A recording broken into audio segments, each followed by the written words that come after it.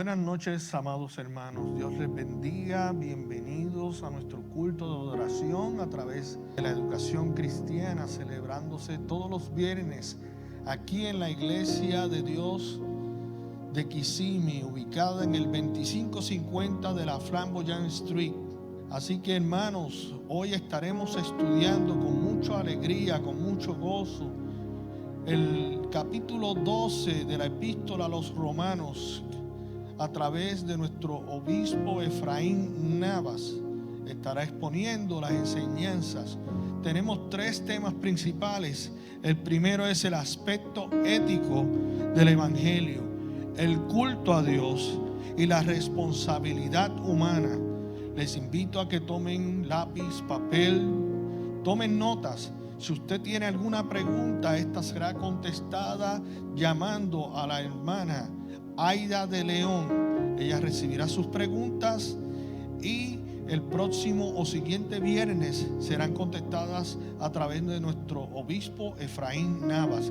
El teléfono de nuestra hermana Aida de León es 321-437-7524. Nuevamente, para beneficio de todos, el teléfono es el 321-437-7524.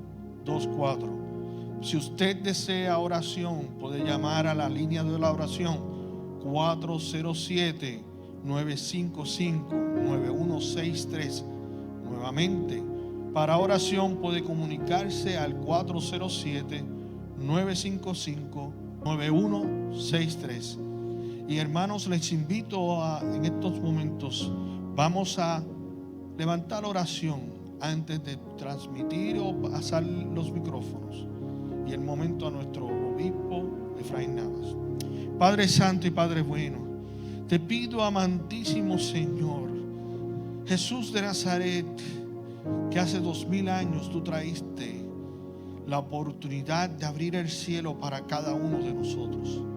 En estos días hemos conmemorado el sacrificio tuyo en la cruz del Calvario, tu resurrección, y esperamos tu venida. Tú enviaste a tu Espíritu Santo que nos consolaría y nos cuidaría y nos guiaría.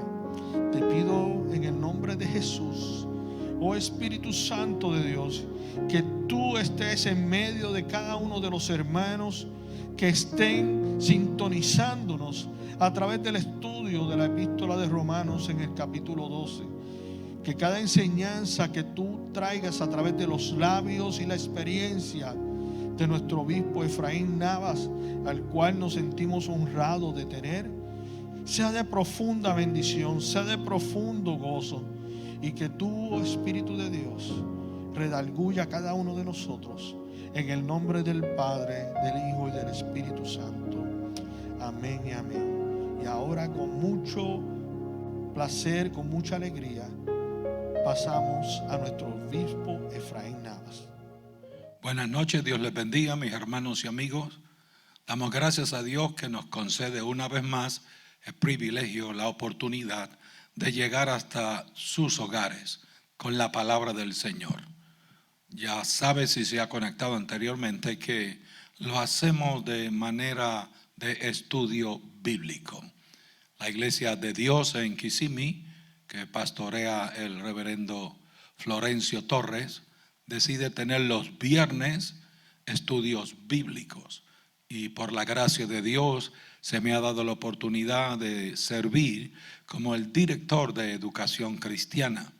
Y ahora que estamos en este ambiente, en estas condiciones, entonces llegamos hasta ti, porque tú no puedes llegar al santuario por las reglas establecidas que debemos de cumplir.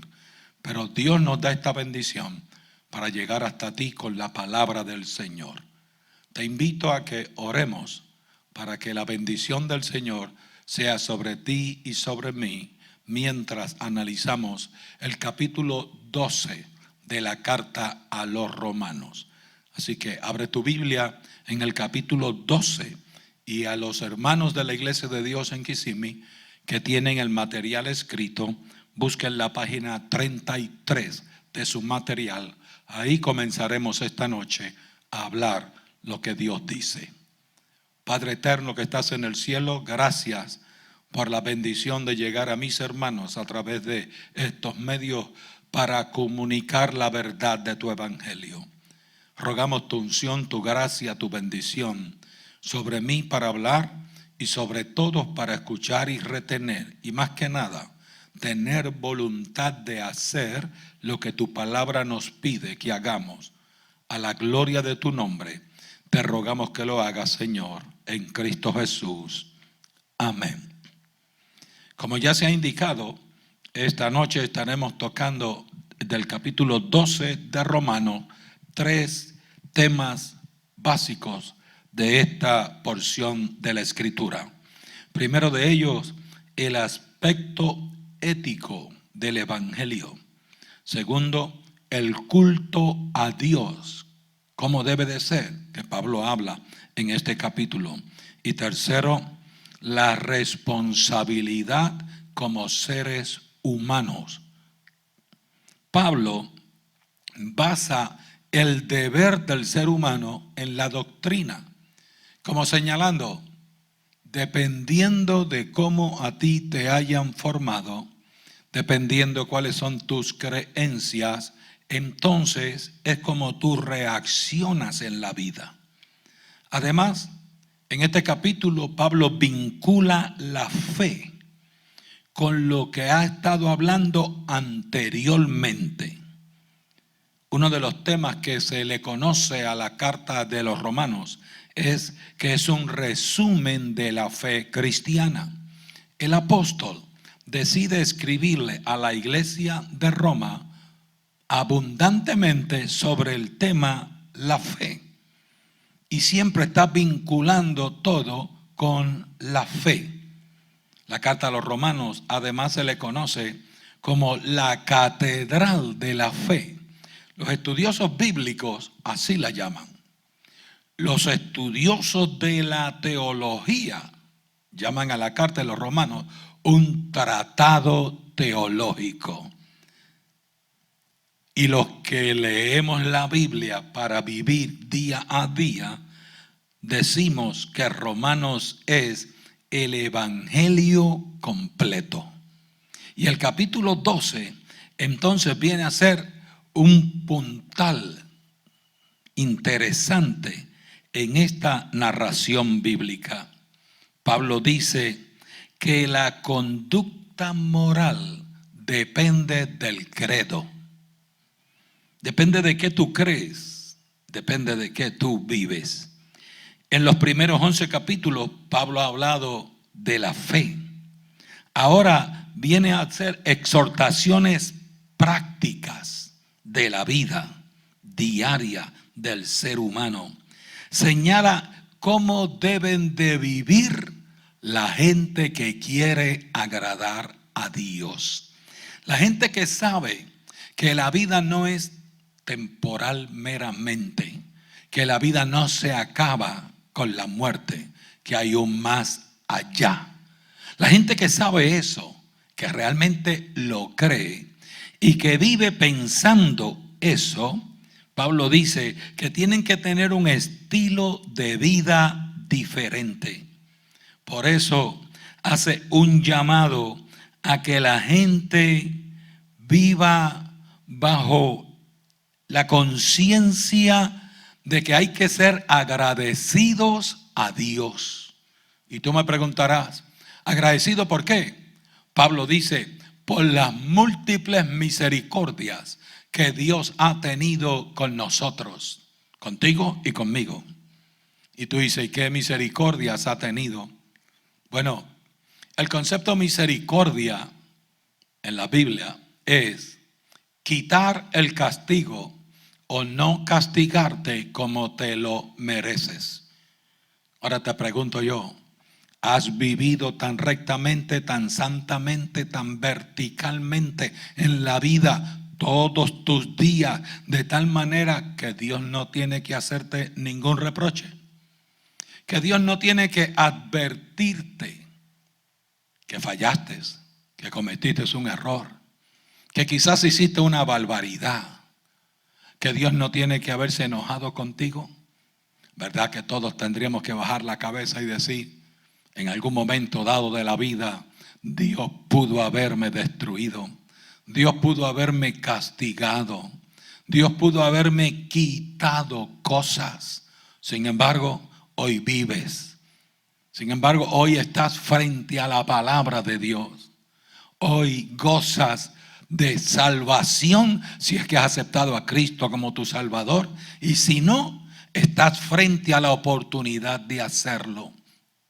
Pablo dice, esos son actos de misericordia de Dios por los cuales yo debo de vivirle agradecido. 1. Él me justificó por la fe en Cristo. Por haber creído en Cristo, quitó mis pecados. Gracias por tu misericordia. 2, me santificó por el poder del Espíritu Santo que puso en mí. Gracias, Dios, por encontrarnos dignos, aunque somos indignos, de que tu Espíritu viva en nosotros. Y por ese Espíritu en nosotros, tú nos declaraste santificados. Además de eso, un acto de misericordia, cuando Dios nos declara herederos de la gloria de Él, del Padre. O sea, ¿qué merecemos? Y Él nos está dando su gloria.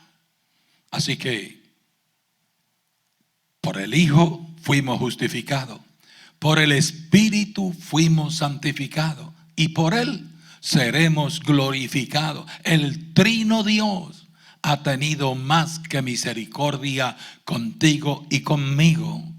Y Pablo dice que eso es base para el culto a Dios, para tornarte a Dios, para reflexionar en la vida y darte cuenta que el Dios al que tú y yo servimos es digno de culto, de gloria, de alabanza, de obediencia.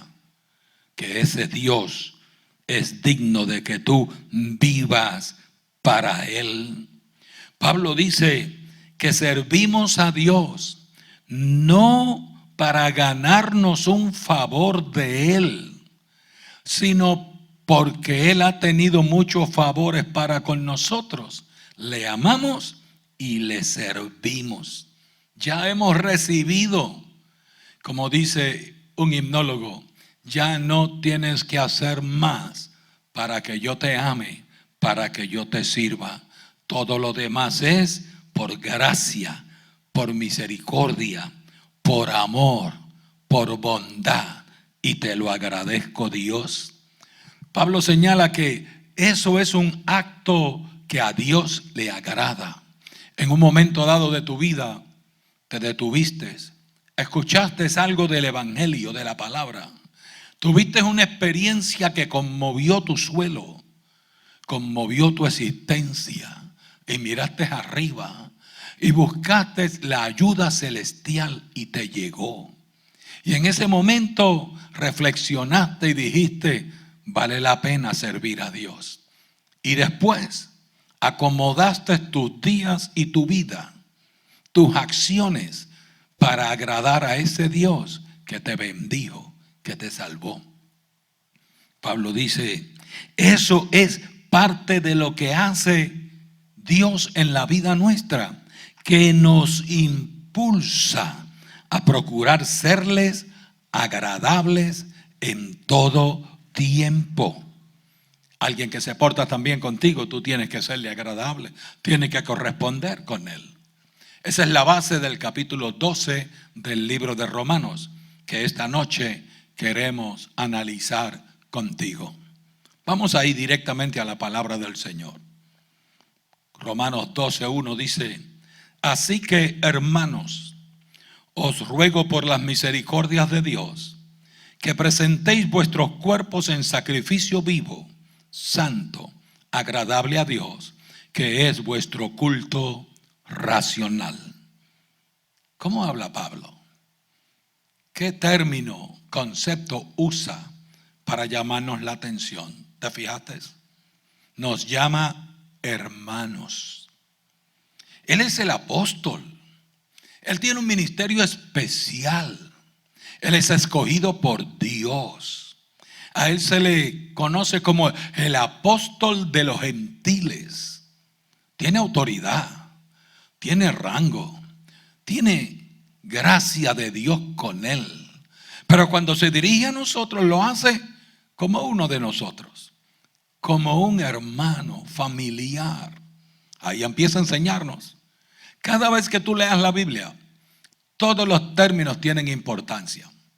Todas las pausas tienen importancia. Todo lo que la Biblia dice tiene importancia. En la Biblia no hay nada que está de más. Cuando nosotros hablamos, usamos muchas palabras que podemos sustraer y como quiera el concepto está bien. Pero cuando tú lees la Biblia, presta atención a cada término que está allí. Hermanos, un gran término en la vida de la fe. Así nos llamamos en la iglesia los unos a los otros. No somos familia natural. Algunos no nos conocemos de mucho tiempo. Pero el concepto es hermanos. Y muchas veces, acabando de conocer a alguien, después que descubrimos que tiene la misma fe de nosotros, le llamamos hermano. Y cuando vamos a presentar a alguien en la iglesia, decimos el hermano y decimos su nombre. Como señalándole a todos que somos una sola familia en Cristo. Y así nos trata el apóstol, como a iguales, hermanos. Luego dice, os ruego. Es un ruego que el apóstol está haciendo, es una petición. Pudiera haber dado una orden, porque tiene rango, tiene posición de apóstol y puede dar órdenes. Porque tiene una revelación de Dios que comunicarte a ti y a mí, y podría exigirnos que siguiéramos a esa revelación. Sin embargo, respetando tu libre albedrío, respetando tu voluntad de acción, respetando tu orientación, tus conceptos, tu manera de ser, lo que hace es que te ruega. Os ruego. Y basa su ruego en las misericordias de Dios, como llevándonos a hacer un análisis, como llevándonos a reflexionar en la vida. Te estoy rogando, pero tú sabes que deberías de hacerlo. ¿Qué me ruega? Me ruega que le dé a Dios un culto racional. ¿Y qué quiere decir eso? Quiere decir que yo piense, evalúe lo que Dios ha hecho por mí y que lo que yo corresponda a Dios lo haga consciente de lo que voy a hacer. Un culto racional. Diciéndonos el apóstol que hagas todo lo que tengas que hacer para darle culto a Dios, para ofrecer alabanza a Dios, para adorarlo a Él en espíritu y en verdad. Que hagas todo lo que tengas que hacer para darle a Dios el culto que a Dios merece, que a Dios le gusta. Que hagas todo lo que tengas que hacer para agradar a Dios. ¿Por qué? ¿Por qué tengo que hacerlo? Pues Pablo dice, porque si lo pensaste bien, si hiciste una evaluación justa de tu vida y de lo que Dios ha hecho contigo, entonces tienes que creer en Él. Entonces tienes que entender, Él te formó. Porque, ¿verdad que tú crees que Dios es el que creó al ser humano?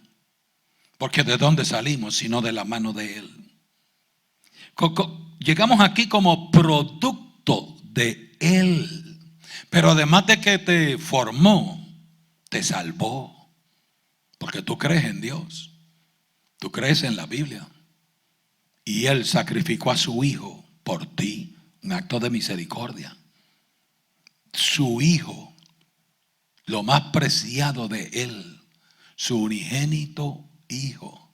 Lo sacrificó por ti en muerte de cruz. ¿Verdad que vale la pena adorarlo? ¿Verdad que se justifica que se le sirva a Él? Pero además de eso, ha tenido cuidado de ti. Estás vivo esta noche. Quizás enfermo, quizás dolido, quizás con limitaciones, pero estás vivo. Y si tienes vida, esa vida se la debes a Él. Ha cuidado de ti. Te ha dado muchas cosas. Te ha dado cosas materiales, por pocas que tengas, tienes. Te ha dado fortaleza, por pocas que tienes. Te ha dado inteligencia, lo que tú sabes, lo que tú puedes, lo que tú tienes, lo que tú has hecho, se lo debes a Él. Otra vez, como dice el himnólogo, todo se lo debo a Él. Si comes, se lo debes a Él. Porque Él formó la naturaleza para que tú te alimentes. Este Dios nuestro es sabio, es inteligente, sabe más que nadie, todo le queda perfecto.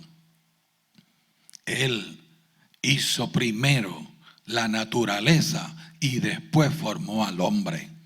Para que cuando el hombre llegara, tuviera que comer y tuviera que beber, tuviera donde refugiarse y tuviera que vestir. Él todo lo hizo por ti. Entonces el apóstol dice, si tú piensas eso, entonces tienes que concluir con nosotros que se merece culto, que Él es digno, que está bien que vengamos al santuario cuando tengamos la oportunidad, que cuando no tengamos la oportunidad está bien que saques tiempo en tu casa para darle culto, que está bien que le demos culto a través de estos medios, que está bien que lo hagamos a toda hora y en todo lugar, porque Él es digno de culto. Pero además dice que ese culto debe de ser en sacrificio vivo. ¿Qué quiere decir eso? Si lees el Antiguo Testamento sabrás que el pueblo de Israel fue instruido a darle culto, adoración, servicio a Dios. Y como parte de la liturgia del pueblo, tenían que ofrecer sacrificios. Esos sacrificios eran dependiendo de el grado de economía que cada uno tenía. Los pobres, bien pobres, llevaban aves y las sacrificaban para honrar a Dios, como modo de gratitud por lo que hiciste por mí. Por eso José y María, cuando fueron a presentar a Jesús al templo, llevaron tórtolas y palominos porque eran pobres. Pero la Biblia dice que el que tiene una economía mejor que José y María debe de llevar una oveja. Y el que tiene mejor economía que los que llevan oveja debe de llevar un becerro. Y que los que tienen mejor economía que los que llevan el becerro deben de llevar un toro. Algo había que llevar, sacrificarlo. ¿Y qué se sacrificaba? Al animal. Se mataba al animal, se vertía su sangre y ese sacrificio purificaba al pueblo. Eso es en la antigua ley de Moisés. Pero la Biblia dice y el apóstol recalca que ahora en el evangelio es diferente. Antes había que hacer sacrificios continuos. Porque esos sacrificios, esa sangre de esos animales, solo podía cubrir, tapar, esconder el pecado del pueblo. Pero seguían pecando y otra vez estaban mal con Dios y tenían que regresar a otro sacrificio. Pero bendito sea el Cristo nuestro. Bendito sea Dios que en un acto de misericordia nos dio a su Hijo, el Cordero inmolado desde antes de la fundación del mundo. Y ahora un solo sacrificio para el resto de la eternidad. Cristo en la cruz vertió su sangre por ti y por mí. Y ya tú no tienes que matar un cordero ni matar a nadie. Que no sea tu voluntad, que no sea tu decisión, que no sea tu determinación a servirle a Él. Ahora el sacrificio es vivo porque tú te vas a quedar vivo, Pero tienes que sacrificar tiempo, intelecto, todo lo que impida que haya una relación justa con Él. Tienes que cortarlo para hacerle agradable a Él. Pablo dice que para lograr eso, el verso 2, no os conforméis a este siglo, sino transformaos por medio de la renovación de vuestro entendimiento, para que comprobéis cuál sea la buena voluntad de Dios, agradable y perfecta. Dice, no es difícil, se puede lograr. Si tú, en lugar de conformarte al siglo, te conformas a Dios y a su palabra. En lugar de estar pendiente de qué ocurre para yo imitarlo, ver a Dios, escudriñar su escritura e imitarlo a Él. No vivas de acuerdo al siglo. ¿Por qué? Todo en esta vida, todo es temporal, pasajero. El único que permanece para siempre es Dios. Lo único que permanece es la palabra de Dios. Por eso Pablo dice, no vivas de acuerdo al siglo, vive de acuerdo a Dios, que no cambia, que no se inmuta, que no tiene sombra de variación, que es el mismo de ayer, hoy y por todos los siglos. Todo lo demás va a pasar, las modas pasan, los conceptos varían, el mundo cambia todo. Pero Dios permanece para siempre. Su palabra permanece para siempre. Cielo y tierra pasarán, pero sus palabras no pasarán. Además, Dios es el todo en todo. Él es lo absoluto. Él es el que une el universo. Él es el que une todas las cosas. A Él nos vamos a llegar todos. A Él tenemos que llegar todos. Él es el creador. Él es el Señor. Pablo dice, en lugar de estar mirando los tiempos, en lugar de estar conformándome al siglo, lo que debo de hacer es reformarme. Lo que debo de hacer es pensar, analizar, escudriñar cuál sea la buena voluntad de Dios. Y señala características de la voluntad de Dios. Primero dice que es buena. Dios siempre quiere lo mejor para ti y para mí y para todos. Dios siempre piensa bien para nosotros. Si Él quisiera castigarnos, lo puede hacer fácilmente porque fallamos. Si Él quisiera condenarnos, nos hubiera dejado sin fe y sin esperanza. Pero Él siempre piensa bien para ti. Sus pensamientos son buenos para con el hombre. Por eso, desde antes de la fundación del mundo, estableció que Cristo iba a venir a salvarnos. Además dice que es agradable. Cuando tú escudriñas bien la voluntad de Dios, lo que Dios quiere que hagamos, y tú lo haces, tú te sientes bien, tú te sientes feliz, tú te sientes dichoso y te gusta, te llega a gustar. Los que amamos a Dios, los que servimos a Dios, disfrutamos a Dios, disfrutamos la vida, disfrutamos el culto, disfrutamos la palabra. Es una vida de alegría, de risa, de entusiasmo, de vitalidad. ¿Por qué? Porque la palabra de Él es agradable, la voluntad de Él es agradable. Y luego dice que es perfecta. Claro que es perfecta.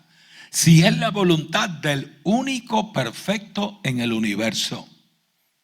Él es el único que es perfecto. Todo lo puede, todo lo sabe, está en todos lugares al mismo tiempo. Él es perfecto en todo. Su santidad es perfecta, su amor es perfecto, su gracia es perfecta. Él es perfecto en todo. Tan perfecto que lo sabe todo. Tú y yo apenas conocemos el pasado, porque algunas cosas se nos olvidan. El presente lo estamos conociendo y el futuro no lo sabemos. Pero Él te conoce a ti antes de tu nacer. Él sí sabe todos los días de tu vida. Él sabe tu presente y Él sabe tu futuro. Y como Él sabe el futuro, yo quiero caminar con Él. Yo quiero agradarlo a Él. Yo quiero estar con Él. El verso 3, el apóstol dice: digo pues, por la gracia que me ha sido dada, a cada cual que está entre vosotros, que no tenga más alto concepto de sí que el que debe tener, sino que piense de sí con cordura, conforme a la medida de fe que Dios repartió a cada uno. Pablo nos está diciendo que por la gracia de Dios que está en él, ¿qué gracia? Es apóstol, tiene una revelación de Dios, fue enviado a nosotros, que no éramos pueblo, pero que ahora somos pueblo de Dios. Por esa gracia que está entre nosotros, Pablo dice a cada cual, como diciendo a todos. Esta palabra es para ti y es para mí. Esta palabra es para el pueblo que estaba en Roma y esta palabra es para el pueblo que está esta noche. Esta palabra es para todos los siglos, para todas las edades, para todas las comunidades, para todo ser humano, a todos. ¿Qué dice? 1, que no tengas más alto concepto de ti, sino que el que debes de tener. Entonces, ¿cuál es la ética? La ética es: mantente humilde, tranquilo, sencillo. La vanidad no lleva a ningún lugar. Tranquilo, no seas arrogante.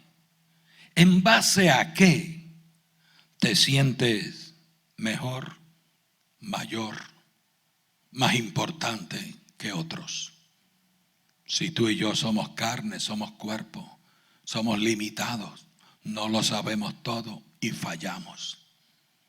Entonces, no pienses de ti más de lo que deberías de pensar, porque todos somos iguales ante los ojos de Dios, independientemente de quién eres, del nombre que llevas, del título que posees, de lo que has hecho en la vida, de la posición que ocupas en tu casa, en el trabajo, en la comunidad, en la iglesia. Dependiendo de eso, independientemente de todas esas cosas, ante los ojos de Dios, todos somos iguales. Porque el único grande que hay que mirar hacia arriba se llama Cristo Jesús, Señor nuestro. Los demás, iguales. Aquí abajo tenemos posiciones, aquí abajo tenemos conocimientos, tenemos títulos, aquí abajo tenemos unos mejor economía que otros. Pero cuando todo esto se acabe y aparezca Cristo en la nube y la iglesia sea llevada al cielo y lleguemos a las mansiones celestiales, allí no habrá títulos, allí no habrá posiciones, allí todos seremos adoradores. Y le serviremos a Él por toda la eternidad. Pablo dice que deberías de pensar con templanza quién eres, a dónde has llegado, qué te hace sentirte bien, qué ventajas tienes. Y luego analízalo. ¿Llegaste solito? ¿Lo hiciste solo? No, ¿verdad que no? Lo que sabes, alguien te lo enseñó. Lo que tienes, alguien te ayudó a conseguirlo. Lo que has hecho, solito no lo has hecho. Has necesitado a alguien. Algunos de ellos humildes ante nuestros ojos. Algunos de ellos insignificantes en una evaluación ligera y somera. Pero cuando lo analizas bien, no era tan insignificante, era importante. Porque tú no llegarías a tu trabajo si no hay chofer de auto, de bus, de tren, si no hay piloto que maneje el avión. Porque tú no comerías si no hay un cocinero, un sirviente. Si tú no vestirías si no hay quien confeccione la ropa. Tú no tendrías auto si no hay quien lo fabrica. Tú no tendrías nada en la vida si otro no pone la mano para tú conseguir las cosas. Por eso Pablo dice, templado, tranquilo. ¿Cuántos te han ayudado en la vida? ¿Cuánta gente tú has necesitado para llegar hasta donde estás? Para tener lo que tienes, para que puedas vivir. Entonces es como si el apóstol dijera, ¿cuál es tu meta en la vida? Porque si tu meta es temporal, si tu meta es vivir 10, 20 años, gózate y alégrate y créete lo más grande para ti. Pero si tu meta es el cielo, entonces vive de tal manera que agrades a Dios. Entonces considera a los demás. Si tu norte es el cielo como el nuestro, entonces apunta allá y entiende que vamos tomados de la mano los unos por los otros, independientemente de la estatura, del peso, del color, de la raza, de la nacionalidad. Nada de eso importa. Lo que importa es que todos somos hechos hijos de Dios. Pablo dice, ¿de acuerdo a qué? ¿Cómo lo debo hacer? ¿Qué es lo que haga? Conforme a la medida de la fe. ¿En quién tú crees? ¿En quién confías? Si confías en tus fuerzas, en tus conocimientos, en tus recursos, en tus habilidades. Si confías en eso, camina solo por la vida. Pero al momento tendrás que voltear la cabeza buscando a alguien que te ayude. Si confías en la gente que te rodea, ya sabrás que la gente no siempre está. Si confías en lo que has acumulado, ya sabes que todo aquí abajo desaparece. Pero si confías en Dios, Él siempre va a estar. Él es el poderoso. En su nombre es que hacemos las cosas. Vivimos por Él y para Él. Entonces, tienes que entender, si es así, ¿a quién te sometes? Porque si tú dependes de tu jefe, te sometes a él. Si dependes del gobierno, te sometes a él. Si dependes de tu familia, te sometes a ella. También si dependes de Dios, deberías de someterte a Él. Y si dependes de Él, sírvele. Sírvele con alegría, con devoción. Sírvele, porque Él es digno. Sírvele, porque se lo merece. Entonces, para que entendamos un poco mejor eso, Pablo hace una analogía del cuerpo humano con la iglesia, del cuerpo humano con las relaciones humanas, con los demás. ¿Cómo pienso de mí, que me creo que soy?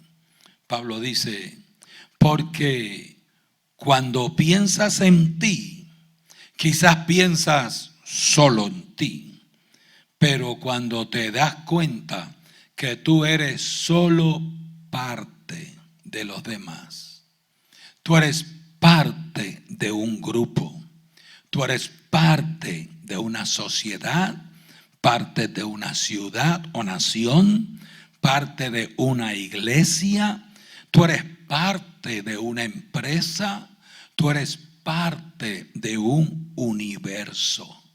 Solo eres parte, no el todo, parte. Necesitas a otros. Los miembros del cuerpo no tienen la misma función, pero todos son necesarios e importantes. Cuando tú hablas de un cuerpo humano, tú hablas de cabeza, pies, manos, ojos, oídos, nariz, boca. Cuando hablas de la boca, hablas de lengua, de dientes, de cuerdas vocales. Cuando tú hablas de la mano, hablas de tendones, de dedos, de nervios. O sea, todo. Necesitamos de todo. La cabeza no le puede decir a los pies, no te necesito. Porque los pies le dirían, pues vete sola por ahí. Los pies tampoco le pueden decir a la cabeza, no te necesito. Porque la cabeza le podría decir, ok, camina a ver si sabes para dónde vas. Y cuándo te debe de detener.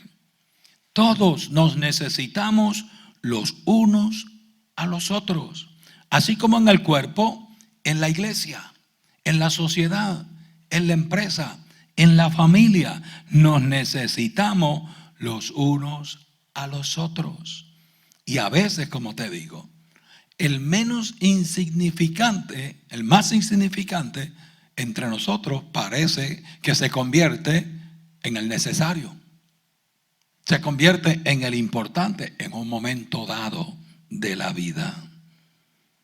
Si nos falta una pequeña parte del cuerpo, ya no estamos completos. Nos falta algo. Lo mismo sucede cuando falta alguien que tú necesitas. Ya no estás completo ahí. En realidad, lo que Pablo quiere decir es que no hay nadie más importante que otro. Que tú eres importante en un momento dado, en un lugar específico, bajo unas circunstancias dadas.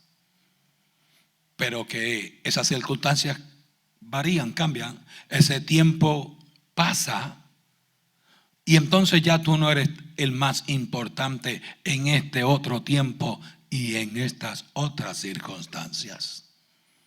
Ahora hay otro que es más importante que tú, porque ese sabe lo que se necesita y lo puede hacer.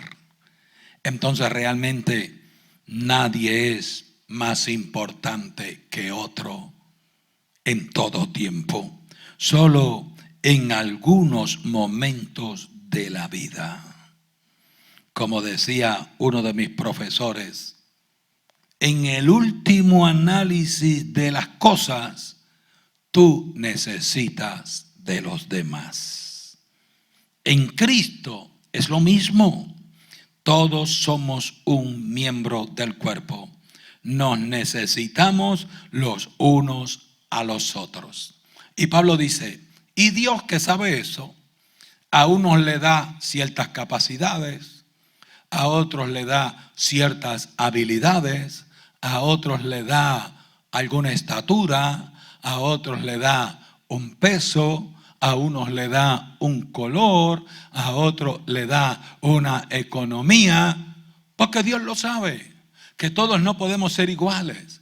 Si todos fuéramos del mismo color, este mundo fuera aburrido. Si todos fuéramos de la misma estatura, sería un problema en algunos momentos. Si todos tuviéramos el mismo peso, igual. Hay momentos que se necesita un delgadito para que entre. Hay momentos que se necesita uno que esté más fuerte que ese para que pueda hacer las cosas. O sea, Dios sabe. Hay momentos que necesitamos un médico, pero hay momentos que necesitamos un constructor. Hay momentos que necesitamos un abogado, pero hay otros momentos que necesitamos un buen cantante en la vida. Porque los demás no pueden hacer lo que necesitamos en ese momento. Dios que sabe eso, reparte dones, talentos, capacidades. Entonces, la que tengas, la que tienes, no es para que te gloríes, sino para que sirvas. Los dones son regalos de Dios. Regalos que Dios asigna. Los dones, los talentos, las posiciones, no las da con el fin de que nos ayudemos los unos a los otros. Y ahí en el capítulo 12, Pablo habla de algunos de ellos. De manera que teniendo diferentes dones, dice el verso 6, según la gracia que nos es dada. Si el de profecía, úsese conforme a la medida de la fe, o si de servicio en servir, o el que enseña en la enseñanza, el que exhorta en la exhortación, el que reparte con liberalidad, el que preside con solicitud, el que hace misericordia con alegría. Pablo dice, sí, Dios te da diferentes dones para que bendigas a los demás con esos dones. Profecía es poder explicar y predecir la voluntad de Dios. No para que me crea grande, sino para que ayude a los demás a conocer la voluntad de Dios y entenderla. Es para guiar al pueblo, es para salvar vidas, porque el don no te hace grande. Dios quiere que seas humilde. Pablo dice, también hay un don de servicio. ¿Qué es eso? Bueno, conocer las necesidades de la gente y tener voluntad para servirles. Porque no basta con conocer las necesidades y señalarlas. No, hay que procurar cubrir esas necesidades, satisfacerlas, procurar que la gente tenga lo que necesita. La enseñanza es un don. No todo el mundo enseña, es un don.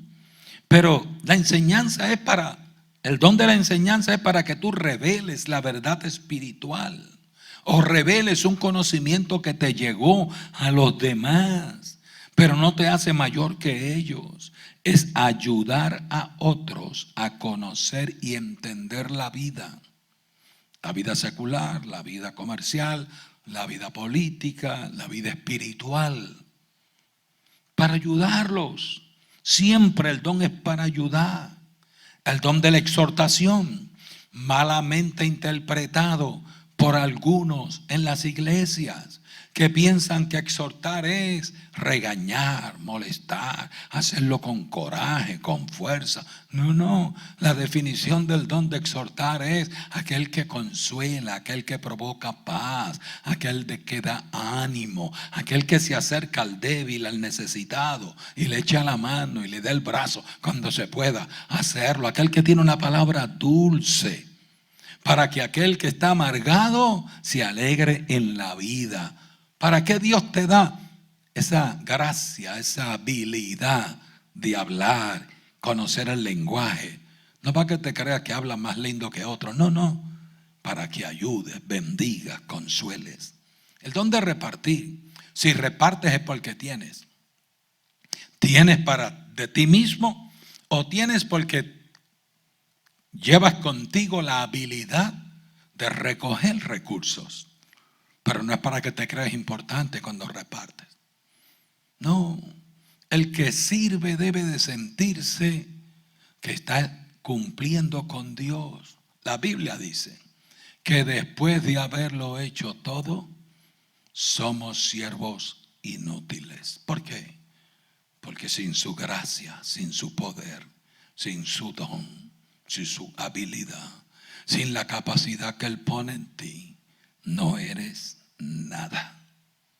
Pablo dice, al que Dios le da el honor de estar de presidente de arriba, el maestro, el director, el pastor, el profeta, el que está al frente, arriba, el obispo.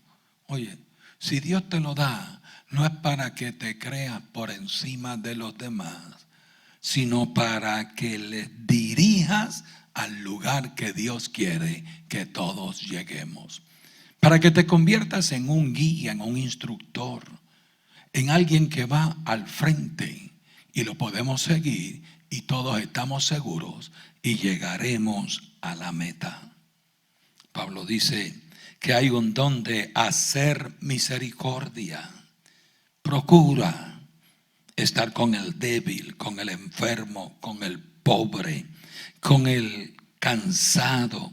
Identifícate con él y ayúdalo. Nunca se te olvide cuánta gente te ha ayudado a ti en la vida. Cuántas ocasiones tú has necesitado de alguien y Dios lo ha puesto ahí.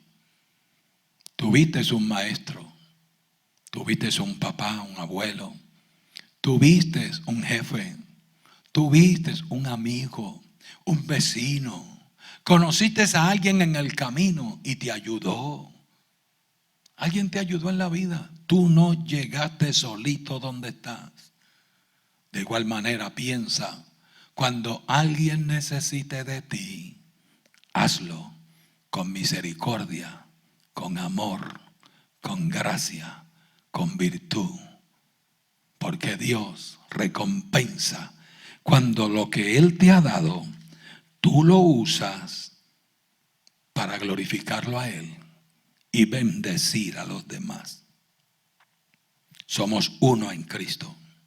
Y en esa unidad que preservamos es donde Dios se glorifica. Estamos llamados al sacrificio, no a sacrificar a los demás por nosotros, sino a sacrificarnos nosotros por los demás. Estamos llamados a servir, no a servirnos de los demás, sino a servirles a los demás. Y estamos llamados a procurar la unidad del cuerpo. Procura la unidad de tu familia, la unidad de la iglesia, la unidad de tu vecindario, la unidad en tu trabajo con tus compañeros, la unidad en tu salón de clase y en la escuela. Procura la unidad del pueblo, procura la unidad de todos, porque en la unidad hay fuerza, hay victoria, hay logros. Dios nos llamó a la unidad perfecta, que solo se consigue en Cristo, por su amor, por su gracia, por su virtud. Si le buscas, si le sirve, si le agradas, conseguirás una vida feliz, todos unidos en Cristo, sirviéndole a Él, viviendo por Él y para Él, en una ética cristiana, en un culto agradable al todopoderoso Dios. Que la bendición de Dios sea contigo.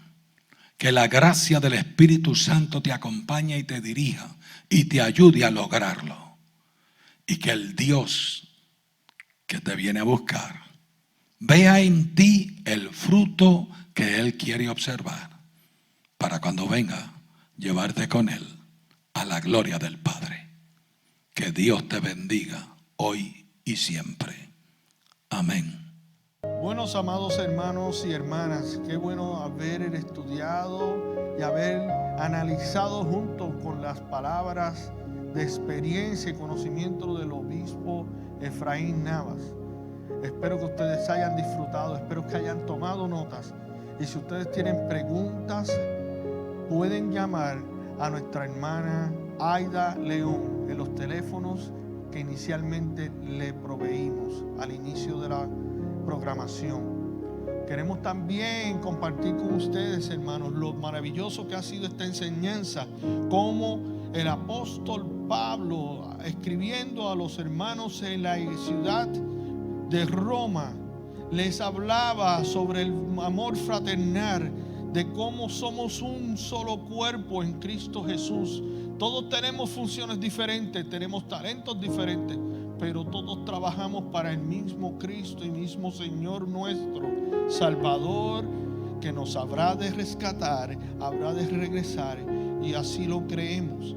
También hemos aprendido sobre el perdón y sobre cómo aplicar el perdón aún a aquel que nos hace daño. Es una de las características más importantes y una de las enseñanzas más esenciales que nos ha dado nuestro Señor Jesucristo, el perdón, porque así como Él nos ha perdonado, nosotros también debemos perdonar a los que nos ofenden. Qué bueno es saber que tenemos un Dios de amor y misericordia que nos perdona.